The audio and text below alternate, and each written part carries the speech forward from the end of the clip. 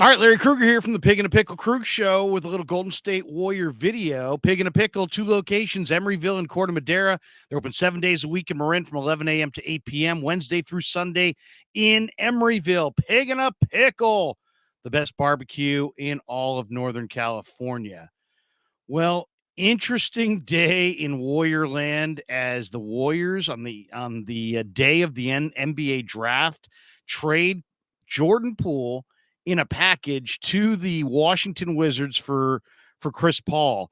So it's Poole and a protected 2030 first round draft choice and a 2027 second round pick to the Wizards for Chris Paul.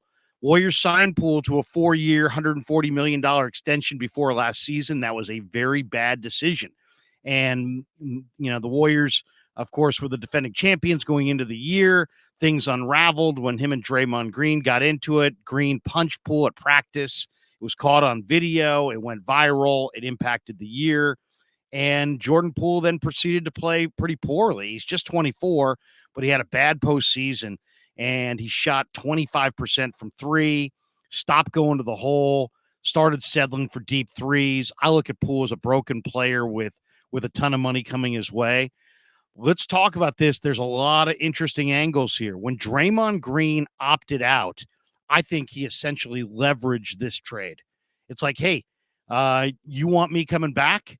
And Steve Kerr said it. If without Draymond Green, the Warriors were not a title team. And Green opted out and put the pressure on Golden State. And so, probably behind the scenes, everybody kind of knew that the Warriors had to move on from Jordan Poole if they wanted to keep Draymond Green. And now I fully expect Draymond Green to be back. I mean, people speculating that maybe Draymond leaves anyway. Oh, that would be a nightmare and the biggest disaster of all time. I think that Green leveraged Poole right out of there. And he just opted out and said, hey, it's him or me. Who do you want? And they said, okay, we'll move on. And in this deal, this obviously saves the Warriors, Joe Lacob, $100+ million.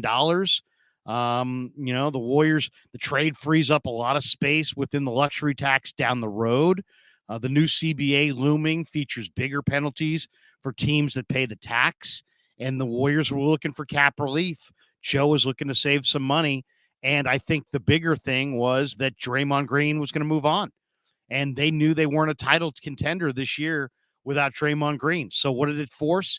It forced a deal that's probably a bad deal. Let's be honest.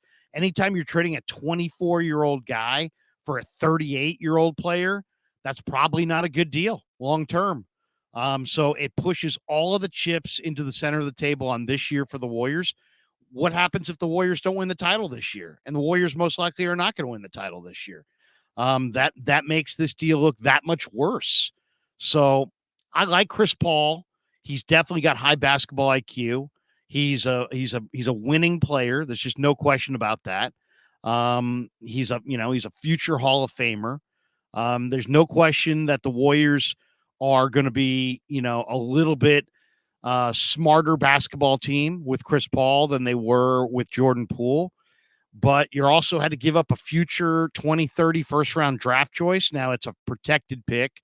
I don't know what it's protected or how it's protected. And they also had to give up a 2027 second round pick. So I was asked about this deal a day ago, and I said I would trade Jordan Poole to the Wizards for Chris Paul if the Wizards were willing to give the Warriors their lottery pick in addition, because you're trading a 24-year-old player with a big future for a 38-year-old guy in Chris Paul. And to me, that makes sense. And that does make sense from a basketball perspective. But bottom line is, everybody knew behind the scenes that the Warriors had to move off of Jordan Poole if they were going to retain Draymond Green. And I think that was probably the truth behind the situation. And when you're in that situation, guess what? You have no leverage. So in a way, I think Draymond Green killed their leverage, by opting out and the Warriors going down this road. I'm sure the Wizards quickly deduced, hey, guess what? Draymond's not coming back there unless they move on from Poole. And so the Wizards had the leverage. And so the Wizards got the extras. It was an even flip as far as salaries. with Poole making 27 this year, and I think Paul making roughly 30. So that they could have just flipped it straight up. But the team that had the leverage was going to be the team that got the draft picks.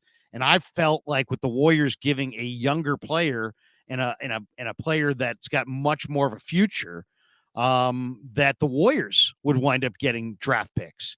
Instead, the Wizards had the leverage because everybody in the inner circle of the NBA knew that Draymond had leveraged this thing. And so the Warriors had to include a first round pick and a second round pick to make it happen. So essentially, the Warriors get, they get one more year to go after it with, Steph Curry. Is Klay Thompson coming back? I don't know.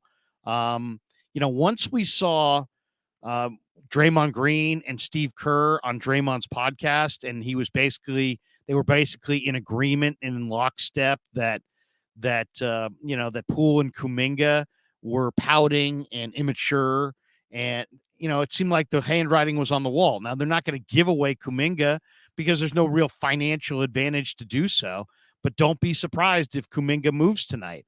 I really think there's a very good chance that Jonathan Kuminga gets moved, possibly for the Pacers lottery pick. So that will be interesting to watch tonight as well. Will Jonathan Kuminga get moved? And I think there's a very good chance that he does. Now, Kuminga only makes $6 million this year, so it's not like they have to move him. They could easily keep him if they wanted to, but they're all in on this year. So why go that route? Why not? If the Pacers are willing to, maybe you trade Kuminga in 19 for 7 overall.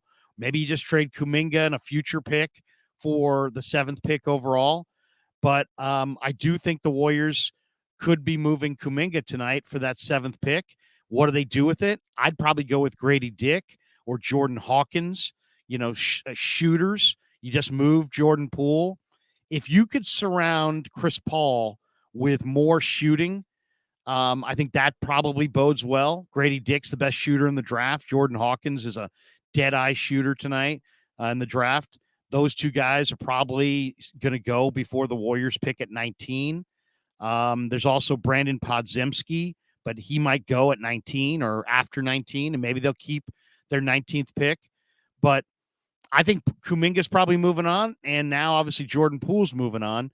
And I think ultimately the Warriors are all in on this year, and they want guys who know how to play basketball, and Chris Paul knows how to play.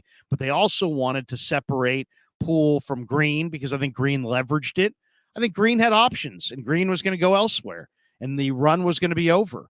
And so they're staring at, well, do we want the run to be over? No, we don't want the run to be over because if Green leaves, what's Steph going to say? Maybe Steph through his representatives would say, hey, man, I'm not happy with this. You can't have that. You can't have Steph unhappy. You can't see the whole thing blow up right now. And so they decided to move off a Poole, but it cost them. It cost them 2 draft picks, including a future number 1. So on the surface, I really don't like the trade that much, other than the fact if you knew that Draymond Green was leaving, and I really believe that he was, if they don't move Poole, if it came down to Poole or Draymond, who would you have moved off of? And I would have moved off of Poole. So I can't blame them for that. The trade that they got back is not a good trade because it puts everything into this year. And if they don't win this year, then they're what happens? I mean, they're literally, all in on this year. You don't acquire a 38-year-old player when you're not trying to win this year. But I got that sense when I watched Kerr and Draymond on Draymond's podcast that Kuminga and Poole were both gone. And then when Steve Kerr came out and said that the Warriors can't win a title without Draymond Green, something I also believe is true, but that killed the Warriors' leverage as well. So Kerr killed their leverage, Draymond killed their leverage, forced their hand, forced this trade of Poole. And now I expect Kuminga to probably be moved for maybe Indiana's lottery pick. And if you can get Indiana's pick at number 7, what do you do? There's a lot of talk about Derek Lively, the 7'1", 230-pound Duke center. But I think after moving Jordan Poole, it's more likely they go Grady Dick from Kansas or Jordan Hawkins from UConn. My guess of the two, it would probably be Grady Dick. So very interesting. I will say this: I'd rather have Grady Dick or Jordan Hawkins, Draymond coming back, and Chris Paul than go forward with Jordan Poole. So, these are tough decisions that have to be made. But let's make no mistake about this. This was Draymond Green and Steve Kerr killing the Warriors' leverage by the way they reacted to Jordan Poole and Jonathan Kuminga, and also I really believe that Green gave them the ultimatum. I've opted out. I'm gonna. Do you want me here? Then move off of Poole. And the last thing Draymond want. Maybe Draymond will give them a sweetheart deal now. Maybe Draymond will give Joe Lacob instead of going for $30 million a year. Maybe Draymond will sign for less. He might have told them, "Hey, look, you want to save millions? I'll even save you more. I'll take a little less on the contract to come back here if you move off a Poole and maybe even Kuminga and go get smarter veteran players that can help us win." So very interesting day. You knew something huge was brewing because, there was this Warrior team had terrible chemistry this year, and it showed throughout the year. But to me, it's insanity to think that Draymond, Curry, and Clay are better as they get older. They're not going to be better. They're going to be worse. So how are they going to win? They're going to have to still add some pieces to this puzzle. And maybe they'll wind up trading Kuminga and adding two players that they really like in this draft tonight. If it was me, I would take Grady Dick. I would trade Kuminga for that 7th pick. And I would turn around and draft Grady Dick right there. And at 19, I would probably take Chris Murray or maybe the Santa Clara kid, maybe Ben Shepherd. Ben Shepherd's a 2-guard that really has a lot of talent, and he's very polished in the way he looked in Chicago. He's a shooter, and he's ready to contribute. I like Ben Shepherd. I think Ben Shepherd could play for Steve Kerr right away. I think Chris Murray could potentially play for the Warriors maybe right away. And I definitely think Grady Dick or Jordan Hawkins, if they could get that lottery pick for Jonathan Kuminga, could be guys that could play right away. So monumental deal in Warriorland. It saves Joe Lacob over $100 million on the back end. But it looks really bad if the Warriors don't make the playoffs and Jordan Poole becomes a multiple-time All-Star in Washington.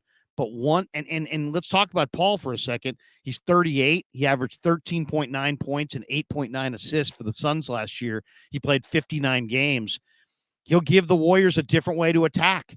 Now you can play Paul obviously at the 1 when Curry's not on the floor, and he's much more of a distributor. He's much more trustworthy.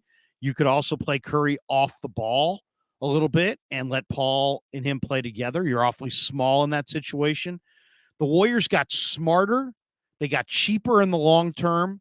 They solved their chemistry issue with Draymond and Poole. They probably bring Draymond back with this move.